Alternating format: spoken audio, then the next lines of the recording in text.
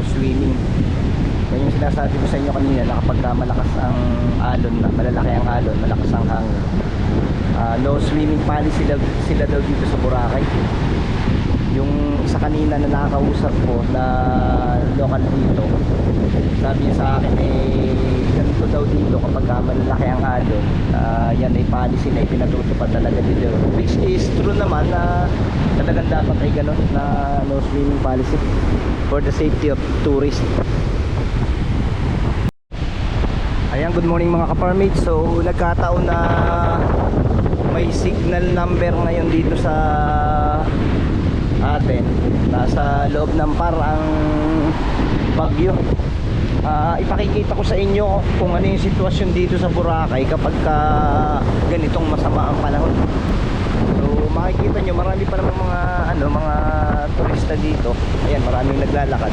Tapos makikita nyo dito sa seashore, ayan, maraming mga ganyan, no? Ayan. Tapos may mga naglilinis dito.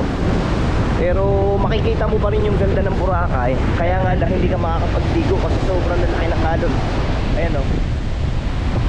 Ayan, mababasa tayo. Nahabol tayo ng malaking alon. Sobrang lalaki ng alon. Ang laki ng pisa niya. Tapos sobrang lakas ng sobrang lakas ng hangin. At ituturo ko kayo ng konti dito. Makikita nyo yan, oh. Yung mga dito, yung mga puno talaga nagswiswing. Ano yan kuya pagka sadyang marami laging ganyan? Hindi, itong mga ganito marami talaga lagi nakukuha. O pagka ganito lang may masamang panahon? Minsan lang yan? Minsan lang. Dito naman wala pang history ng tidal wave dito sa Boracay, ano? Wala pang history ng tidal wave. Wala. Wala naman, ano? Safe naman dito, ano? Sige kuya, thank you. So yan, ngayon ay 6 o'clock ng umaga. Siguro mag-7 na to. Makikita nyo, naglalabasan na yung mga turista dito. Kaya lang talagang walang maliligo dahil bawal talagang pagliguan kapag ganitong may sama ng panahon.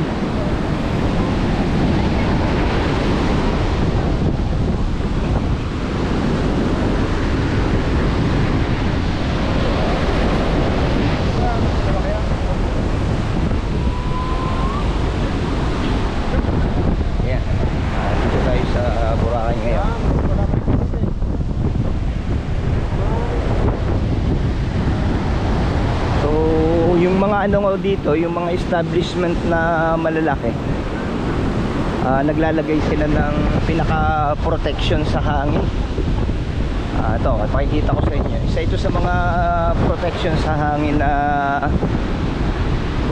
ginagawa nila. Ayan, ito kasi ito katulad dito, yung Henan Palm Beach na yan. Siyempre kapag yung ganitong masama ang panahon, malakas lagi yung hangin, kaya siguro ito ay isa sa mga protection nila. Ayan, oh.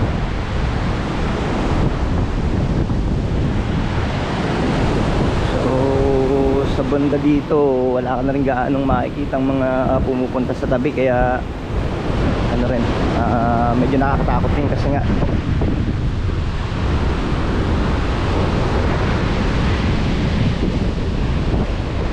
so naglilinis naman sila, maraming mga naglilinis dito. Yung iba siguro taga barangay, yung iba naman siguro mga nagtatrabaho sa mga establishment ng hangin. Kasi signal number 2 pero nasa norte, lalo na siguro kung narito sa kabisayaan ng ang bagyo. Ano?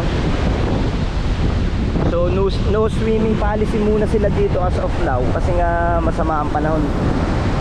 May mga times pala na ganun.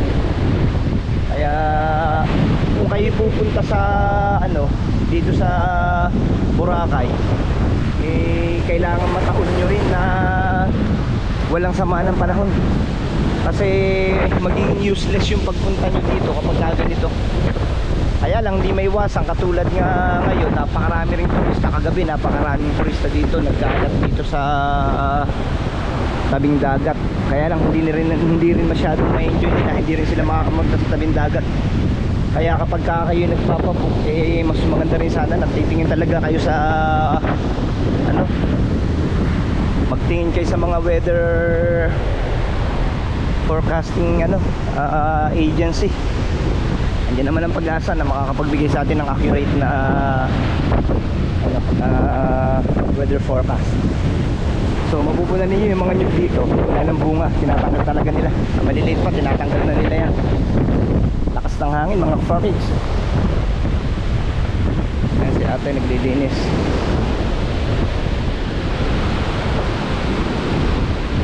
Sila yung mga locals dito na na-assign maglinis.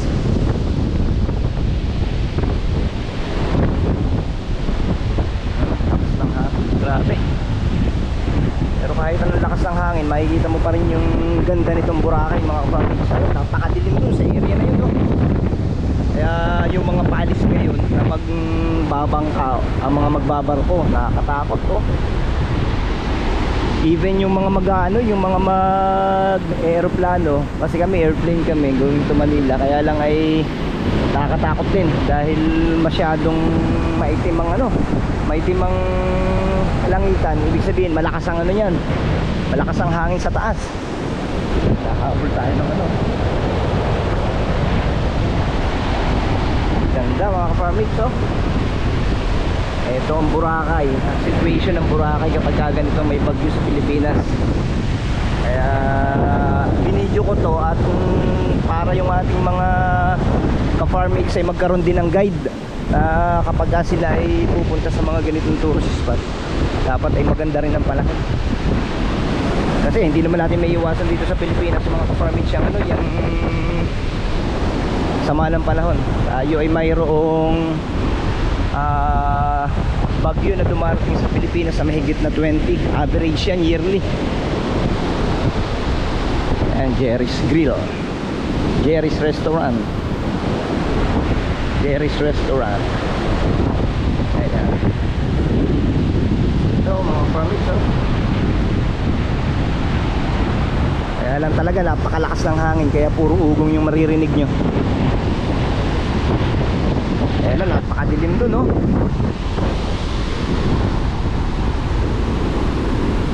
Hinahabol tayo ng tubig mga ka-farmers,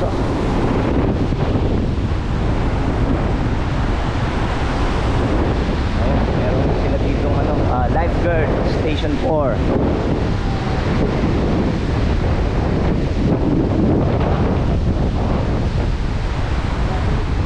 Ang importante lang mga ka-farmers ay mabigyan ko kayo ngayong araw na ito ng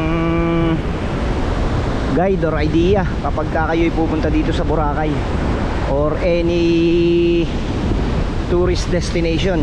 Kasi syempre sayang din yung effort nyo kung pagdating nyo gustong gusto nyo maligo tapos no swimming policy muna.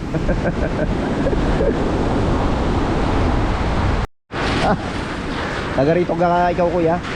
Taga rito ka? Boracay nun. Pagkaganyan mga ilang araw yan? 1 week, pasado sobra pa. Nako, 1 week sa 2 weeks yan. kahit wala namang bagyo basta may malalakas na hangin na. Ayan si kuya, isa sa mga taga rito yan. Hi kuya, hi ka muna sa akin vlog. Ayan. Basta kami Tagalog lang kami. Dito sa Boracay, mahirap na buhay ngayon.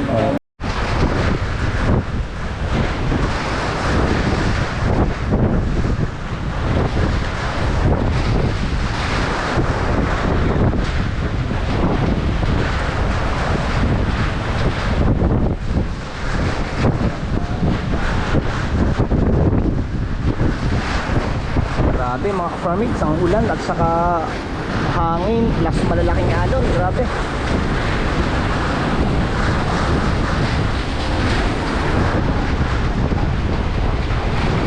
Kaya pagka kayo halimbawa ay mag-tutor o pupunta kayo sa mga ganitong area o lugar, make it sure na kayo po ay nakasubaybay sa mga weather forecasting agency natin. Kasi napakahirap. Halimbawa magbabarko kayo sa lalaki ng alon kapag ganito, napakahirap. baba naman eroplano, ganun din, napakalakas ng hangin sa taas.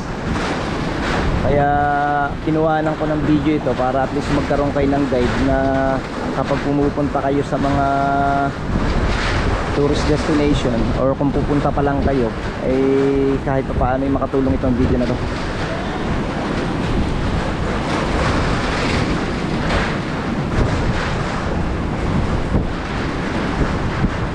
Pero tanaw na tanaw mo pa rin ang ganda ng Boracay mga ka-farmers, kahit pa sabihin na malakas ang ano, alon o malalaki ang alon.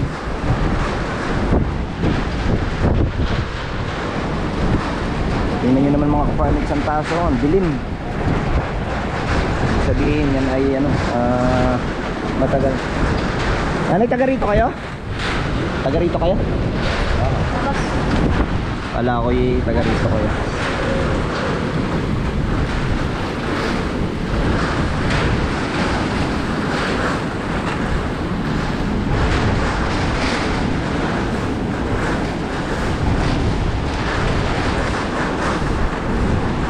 Grabe mga farmers.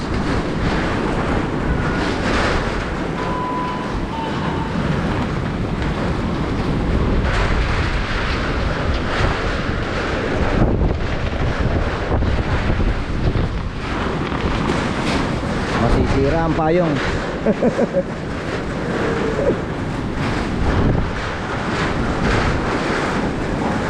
Ang dilim pa rin dun mga farmers, oh.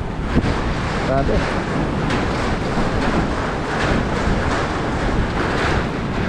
So hanggang dyan na lang mga ka-farmers sa ating video ngayong araw na ito. Akin lang kayong binigyan ng guide tungkol sa pagpunta nyo sa mga tourist destination kapag ganitong masama ang panahon. Maraming salamat. Sana nakatulong.